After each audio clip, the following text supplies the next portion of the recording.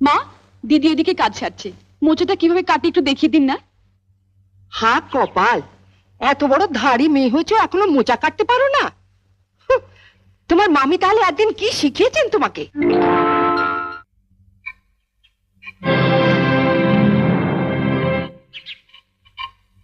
আজকে তো আমাদের বাড়িতে পুঁটি মাছ আসেনি। এই পুঁটি মাছ এলো কোত্থেকে? লতিকাদের বাড়িতে আজ কাজের মেয়েটা আসেনি, ওগুলো কাটতে দিয়ে গেছে। ওর নাকি আজ ঠাকুরপো এসেছে, সে নাকি পুঁটি মাছ খেতে খুব ভালোবাসে। এদিকে তোমার অসুস্থ ছেলে খিদের জ্বালায় কাঁদছে, আর তুমি লতুর ঠাকুরপোকে পুঁটি মাছ খাওয়ানোর জন্য। সব কথাতে এভাবে হেসো না তো। ওঠো ওঠো বলছি। তুই তো লতুকে চিনিস, এসে যদি দেখে মাছ কাটা হয়নি। সে আমি বুঝবো, তুমি হাত ধুয়ে ছেলের কাছে যাও। না ছোট, আমি কেটেই যাব। তোমার অসুস্থ ছেলে দিব্যি বর্দি, এর পরেও যদি তুমি একটা মাছও বটিতে ছোঁয়াও, তাহলে তুমি জানবে তোমার ছেলের গলায় বটি বসালে। এ তুই কি দিবি দিলি ছোট?